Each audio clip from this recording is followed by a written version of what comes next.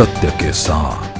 धार्मिक वैमनस्य, जाति वैमनस्य, क्षेत्रीय वैमनस्य, भाषाई वैमनस्य तो फैलाते ही फैलाते हो। आप राजनीतिक दलों में भी घृणा फैलाने का काम करते हो। आपने ऐसे ही मेरी सार्वजनिक छवि को खराब करने के लिए लगातार झूठ बोलते हो, और यदि प्रमाण नहीं दे रहे हो तो माफी मांगो सार्वजनिक रूप से, मुझसे नहीं, उत्तराखंड के लोगों से मांगो।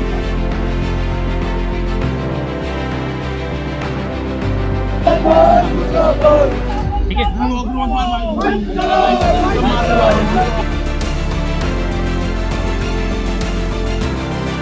जिसके प्रधानमंत्री के घर बिरयानी खाने के लिए हमारे माननीय प्रधानमंत्री जी बिना निमंत्रण के गए थे।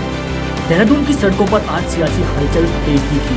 पूर्व मुख्यमंत्री हरीश रावत जब भाजपा कार्यालय की ओर बढ़े तो पुलिस ने उन्हें रास्ते में ही बैरिकेडिंग लगाकर रोक दिया।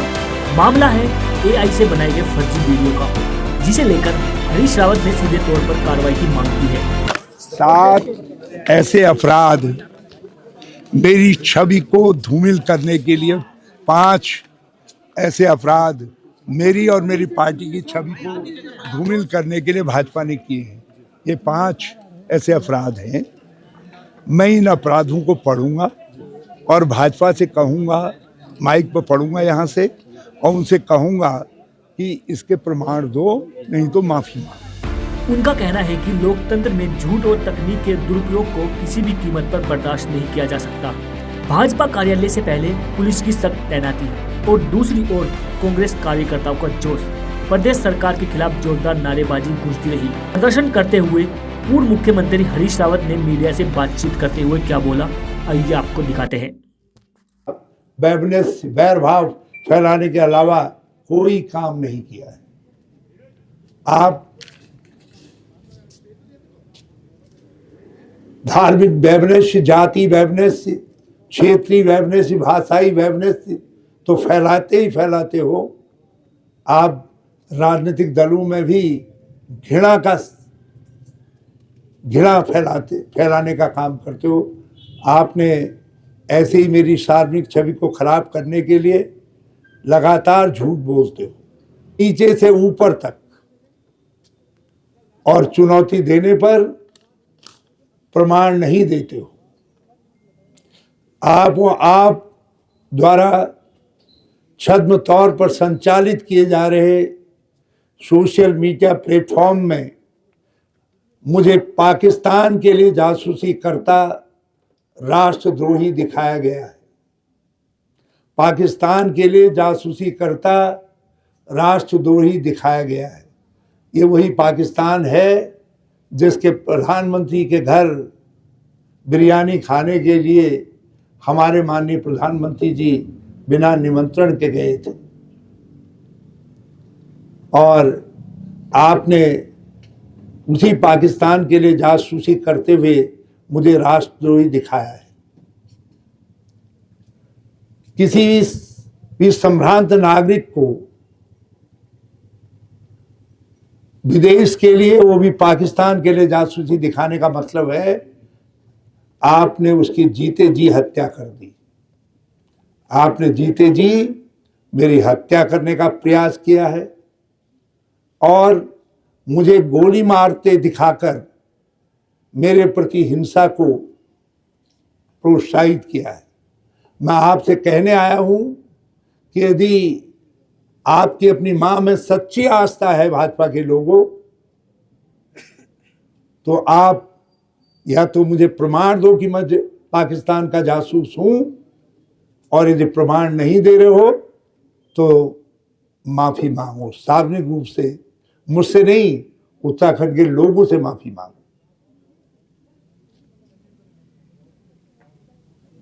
आपने आर्टिफिशियल इंटेलिजेंस AI अर्थात कृत्रिम मेधा का दुरुपयोग कर मेरी छवि इस प्रकार प्रस्तुत की है जिससे राज्य का सामाजिक सौहार्द बिगड़े और उसका मैं केंद्र बिंदु बनूं।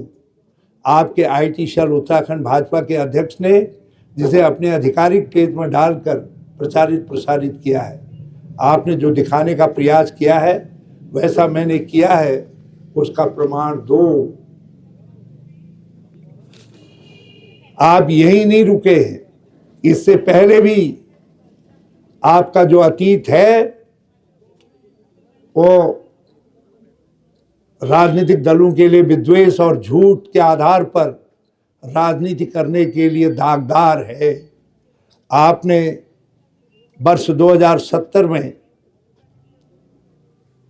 मेरे नेतृत्व वाली सरकार पर आरोप लगाया कि हमने जुम्मे की नमाज अर्थात शुक्रवार की नमाज पढ़ने के लिए राज्य के सरकारी कार्यालयों में सार्वजनिक अवकाश घोषित किया है, जबकि आप व माननीय प्रधानमंत्री जी जानते हैं कि कोई भी सरकार किसी धर्म के त्योहार का अवकाश तो घोषित कर सकती है, परंतु धर्म विशेष की प्रार्थना के लिए छुट्टी घोषित नहीं कर सकती है।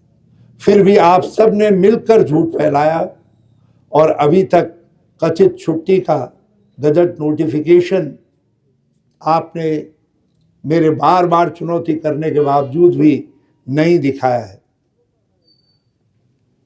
क्योंकि कोई भी ऐसी छुट्टी यदि होती है तो उसका गजट नोटिफिकेशन होता है, बिना गजट नोटिफिकेशन के छुट्टी नहीं दी जा सकती है।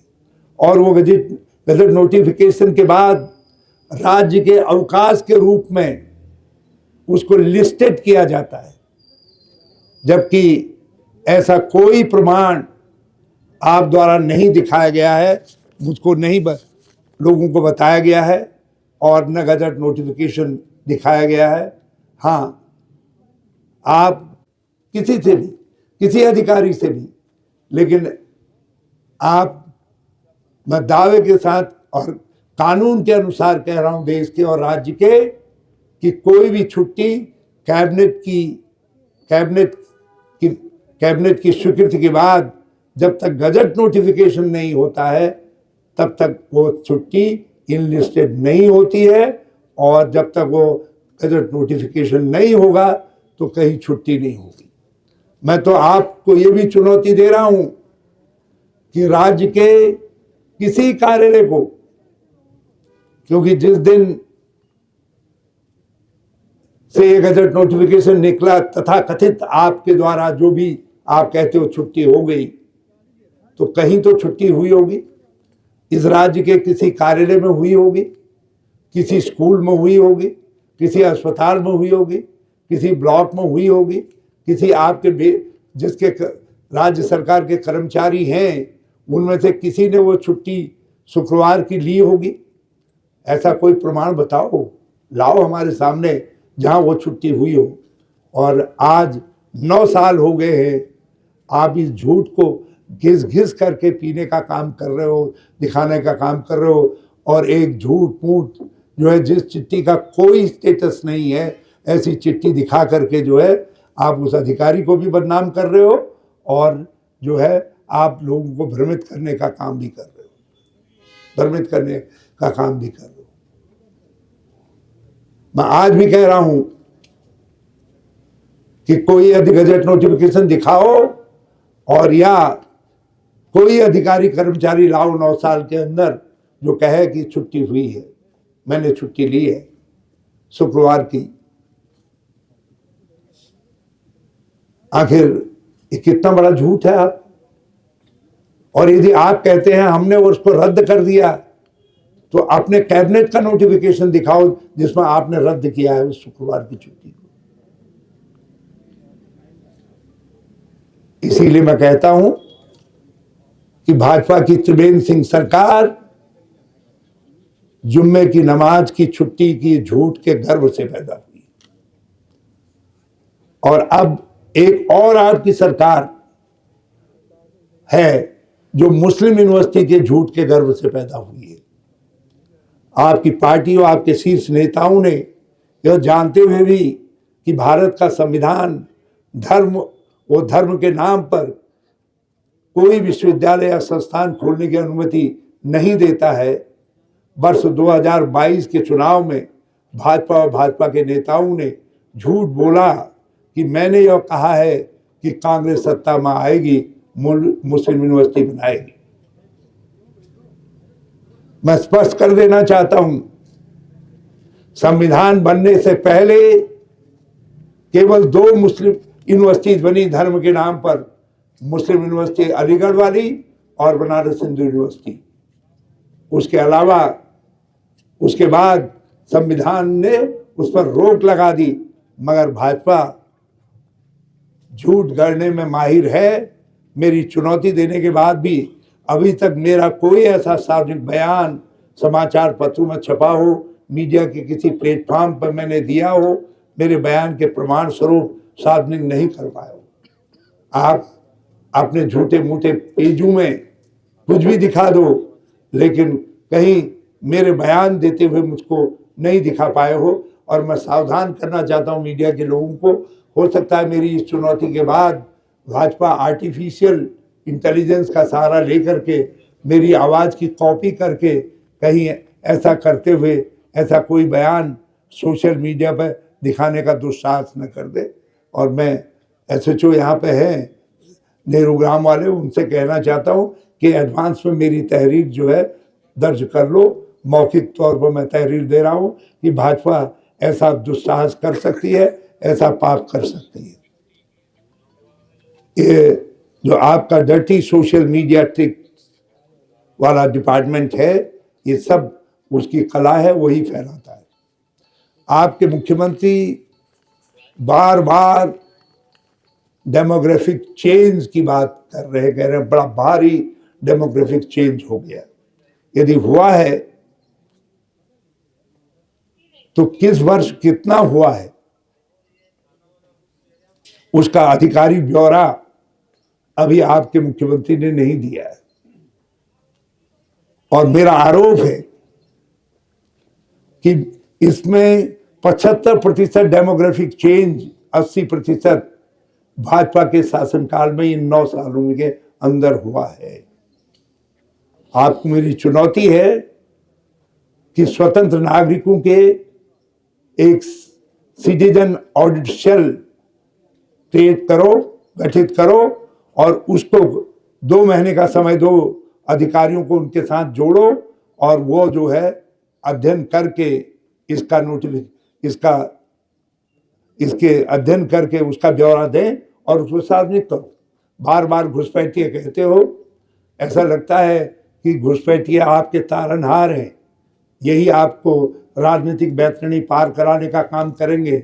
मैं कहना चाहता हूं कि राज्य के अंदर कितने घुसपैठिए हैं उनकी संख्या बताओ, और कब वो घुसपैठिए आए हैं उनको बताओ, और उनको घसीट करके डंडा मारते हुए बांग्लादेश के बॉर्डर तक, उनको बांग्लादेश के बॉर्डर तक लेकर के चलो, और उस काम में हम भी आपके साथ खड़े होंगे। लेकिन ये बार बार बांग्लादेश से घुसपैठिए आदि कहना बंद करो, क्योंकि सरकार तुम्हारी है। 11 साल से केंद्र में, 9 साल से राज्य में आप सत्ता में हो, यह आपकी जिम्मेदारी है। यदि घुसपैठिए हैं तो उनकी संख्या बताओ और उनको निकाल बाहर करो।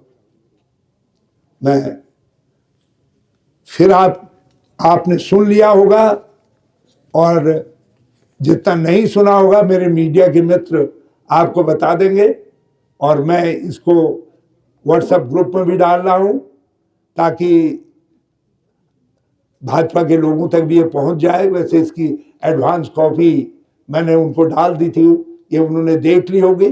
तो आज मैं यहीं पर अपना कार्यक्रम स्थगित कर रहा हूं। आज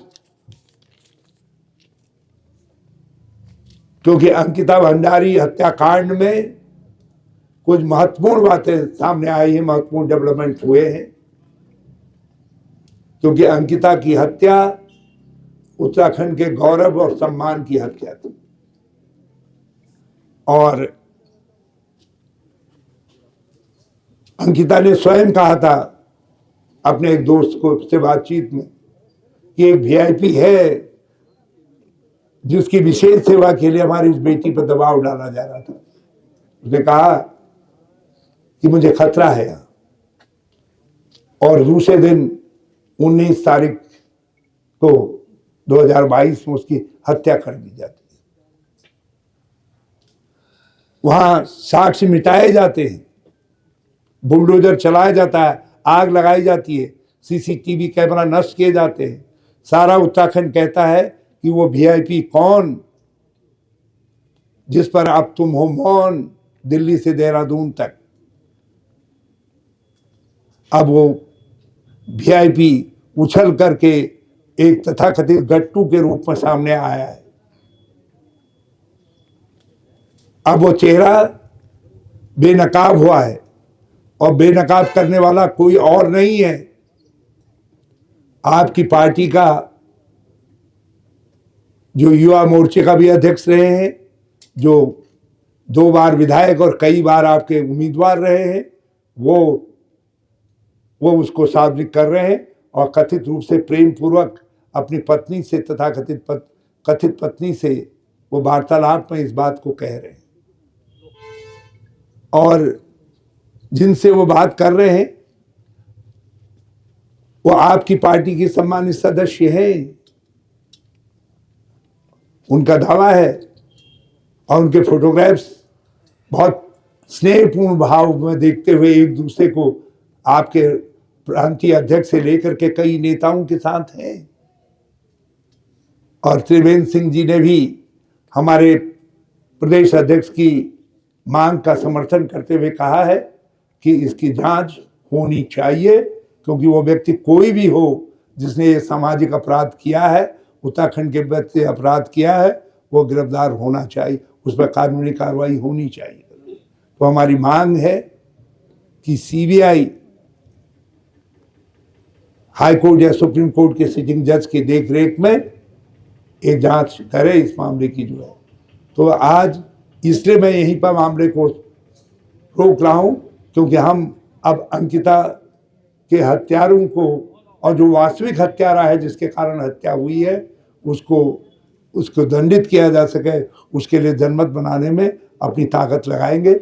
इसी प्रदर्शन के चलते कांग्रेस की प्रदेश प्रवक्ता गरिमा दसोनी ने टीवी न्यूज वायरस से बातचीत करते हुए क्या बोला, आइए आपको दिखाते हैं। आज जो ये धरना प्रदर्शन हो रहा है, किस लिए हो रहा है, क्या मामला है? देखिए, बेशर्मी की हद पार कर दी है भाजपा ने, पराकाष्ठा कर दी है निचलेपन की, निचले स्तर की। इतना नंगापन, वो भी राजनीति में। ठीक है, 2014 के बाद लगातार स्तर गिर रहा था, प्रधानमंत्री जी का भी स्तर गिर रहा था, दमनकारी नीति पर आप उतर आए थे, लोगों को अपने दल में शामिल करने पर आप उतर आए थे, कांग्रेस मुक्त भारत का आपने नारा दे दिया। लेकिन क्योंकि हरीश रावत जी आपके लालच में नहीं आए, क्योंकि वो आपके पैसों के लालच में नहीं आए, क्योंकि वो आपके अवसरवादी बाकी लोगों की तरह साबित नहीं हो पाए, इसलिए आप किसी न किसी तरह से टॉर्चर करते रहते। 2017 के चुनाव में आपने कह दिया जुम्मे की नमाज की छुट्टी दे दी इन्होंने, 2022 में आपने कह दिया कि मुस्लिम यूनिवर्सिटी बनाने जा रहे हैं हरीश रावत, और अब 2027 का चुनाव है तो आपने एआई जनरेटेड वीडियो जारी करके कभी उनको मुस्लिम समर्थक दिखा रहे हैं, कभी उनको मजार बनाते हुए दिखा रहे हैं, कभी आप उनको पाकिस्तानी एजेंट बता रहे हैं। तो ये हद दर्जे का निचलापन है। और भाजपा से कहना चाहती हूँ, तुम लोग सब अनाथ हो, ऐसा दिखाई पड़ रहा है। तुम्हारे घर में बड़े बुजुर्ग नहीं है, क्योंकि एक 78-69 साल के आदमी को जिस तरह से तुमने सड़कों पर उतरने को मजबूर किया है, जिस तरह का अपमान तुम हरीश रावत जी का कर रहे हो, ये अपमान नहीं, ये पाप है। और तुम सबका यही हश्र होगा, तुम्हारा इससे भी बुरा हश्र होगा। तुम्हारे पीछे तो जनता जूते लेकर घूम रही होगी, उर्मिला सनावर ऑलरेडी पड़ी हुई है तुम्हारे पीछे। ये तुम अपने पापों का घड़ा भर गया है, तुम्हारे पापों का, अपने पापों का ये जो प्रायश्चित है अब कर लो।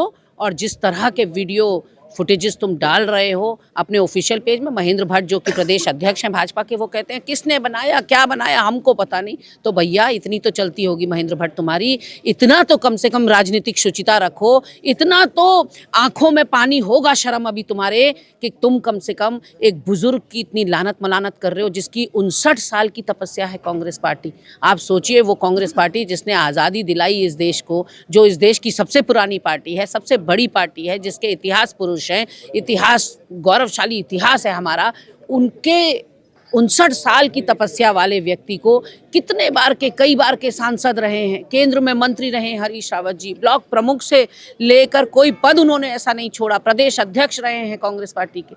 लेकिन कांग्रेस से पता नहीं इनको ऐसी क्या नफरत है कि ये लगातार किसी न किसी ये इनके इन प्रकार टॉर्चर करते रहते हैं। और अब की बार जो इन्होंने किया है वो नकारात्मक राजनीति है। उत्तराखंड की जनता जानती है कि हरीश रावत जी विकास पुरुष हैं और लगातार उनकी फैन फॉलोइंग या उनके समर्थक एक बड़ी संख्या में है उत्तराखंड के अंदर। आपने अपनी ताबूत में कील गाड़ने का काम किया हरीश रावत के खिलाफ इस तरह का वीडियो जारी करके। और भाजपा मुझे लगता है अब चौतरफा आकंठ जो है गले गले तक मुश्किल में पड़ने वाली है। इसीलिए जो ये किलाबंदी की गई है चारों तरफ से, ये जो 4 दीवारी बड़ी बड़ी बनाई गई है, मुख्यमंत्री को तो डेमोग्राफी चेंज कहने की ज़रूरत ही नहीं पड़ती। अगर ये किलेबंदी वहाँ कराते जहाँ जहाँ उत्तराखंड की बाउंड्रीज़ हैं, जहाँ जहाँ हमारी बाउंड्री है, जो जो हमारा प्रवेश द्वार है, वहाँ पर ऐसी किलेबंदी कर दो तो डेमोग्राफी चेंज होने का सवाल ही नहीं उठता। लेकिन आपको तो जिहाद और डेमोग्राफी कहने का बहाना चाहिए। आज जिस तरह की किलेबंदी है ये बताती है कि भाजपा जो है सख्ते में आ गई है और उसकी चूलें हिल गई हैं। अंदर कोप भवन में सारे के सारे बैठे हैं अपने को लॉक करके, और 4 दीवारी के अंदर जैसे कैकई बैठ गई थी, उर्मिला सनावर के बयानों का जवाब न देना पड़े और हरीश रावत के सवालों का जवाब न देना पड़े, इसलिए सारे प्रवक्ता और सारे नेता अपने आप को बंद करके बैठ गए। सवाल साफ है, क्या एआई के नाम पर राजनीति में जहर घोला जा रहा है और क्या सरकार इस पर ठोस कार्रवाई करेगी? देहरादून से उठी ये आवाज अब पूरे उत्तराखंड की राजनीति को झकझोर रही है। Bureau report, TV news vibes.